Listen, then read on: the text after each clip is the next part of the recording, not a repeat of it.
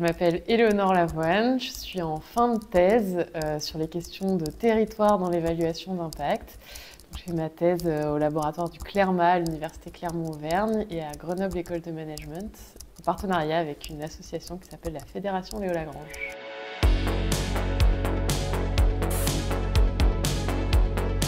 Alors le donut, c'est une représentation en forme de donut qui a été proposée par Kate Raworth, qui est une économiste qui a formalisé sa théorie en 2017 et qui consiste à dire qu'il faut qu'on construise une économie au XXIe siècle qui contribue à ce que tout le monde vive dans un monde juste et sûr.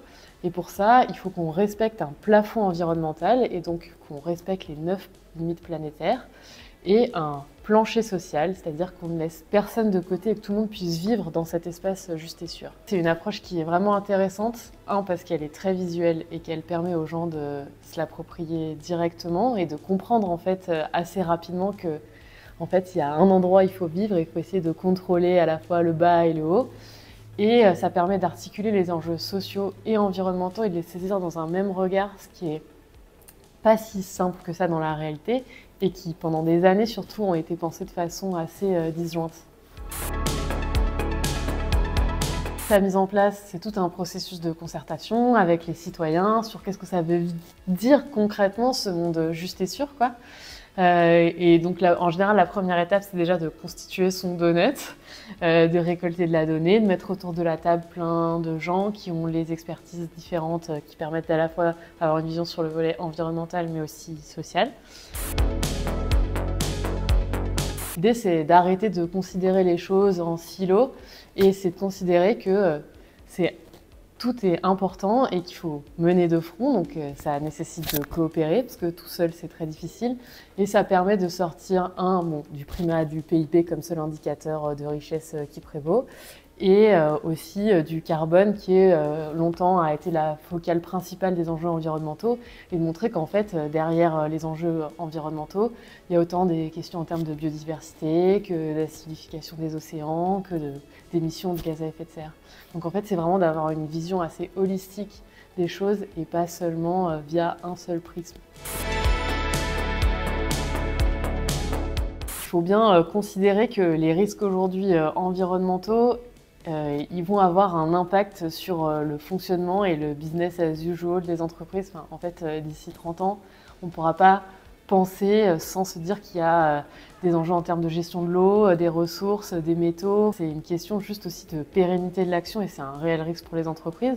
C'est pour ça qu'en fait, on les amène à réfléchir à leur contribution au territoire et comment est-ce que, en fait, ce sont des acteurs du territoire qui sont importants et qui doivent à la fois contrôler et voire régénérer dans une optique d'économie circulaire le territoire dans lequel ils sont implantés, tout en contribuant à une politique sociale au niveau au moins local et aussi en considérant les enjeux d'interdépendance dans toute leur chaîne de valeur, quoi. Aujourd'hui, si on cherche ceux qui sont le plus avancés dans la mise en place du donut, c'est les collectivités. Alors beaucoup des villes. À l'international, on a Genève, Bruxelles, Amsterdam. Amsterdam, c'est la première ville où ça a été fait, où ils s'en servent vraiment comme à la fois une façon d'observer leur territoire, ce qui est le rôle d'une collectivité, de bien connaître son territoire, mais derrière aussi pour en tirer des enseignements et de voir comment est-ce que les politiques publiques derrière, elles vont être gérées pour justement contribuer à ce monde juste et sûr. Clairement, il y a eu une alliance pour la transition environnementale et solidaire qui a été créée et qui rassemble justement plein d'acteurs, à la fois collectivités mais aussi du monde associatif, qui représente aussi toute la société civile, des entreprises, et qui viennent réfléchir justement au pilotage du territoire autour de Clermont. Et ce qui est intéressant dans leur démarche, c'est qu'au départ, ils avaient une vision très environnementale, assez quand même avancée en se disant qu'effectivement, il n'y a pas que le carbone, la biodiversité, ça compte, etc. Et l'apport du donut, ça a été de comprendre que, en fait, il faut articuler fin du monde et fin du mois. C'est-à-dire qu'on ne peut pas juste prendre en compte les enjeux environnementaux sans penser une transition qui soit solidaire. Et donc, ça les a amenés à la fois avoir du coup des associations qui sont environnementales, type la Ligue de la protection des oiseaux, mais aussi des représentants plutôt du monde social, quoi, et d'essayer de créer un espace de discussion entre tous ces acteurs-là. c'est pas un outil magique, il n'y a pas d'indicateur magique ou d'outil magique qui viendrait répondre à toutes nos problématiques. Ça reste un outil qui est basé sur la coopération qui du coup demande du temps. Il a comme très bon atout d'être très visuel et facilement appropriable, donc en fait ça facilite quand même toute la phase de sensibilisation, etc. Après derrière, ça n'en découle pas un plan d'action prédéterminé pour diminuer ses émissions ou ne plus contribuer à l'acidification des océans, quoi. En fait, ça donne des pistes, ça amène à se poser des questions, ça permet d'observer un territoire, de le piloter, etc. En revanche, il faut encore construire les solutions, etc. Ça donnerait un monde juste et sûr. En fait, aujourd'hui, c'est très simple. Les pays où le plancher social est le mieux respecté, en fait, les limites environnementales, elles sont explosées. Et inversement, les pays où on respecte les limites environnementales, c'est celles où le plancher social s'effondre.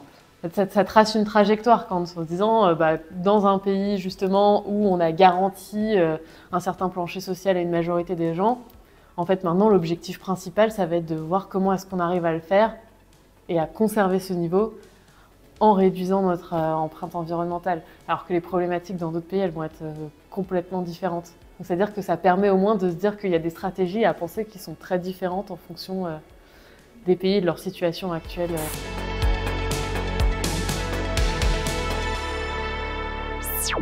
Ouais.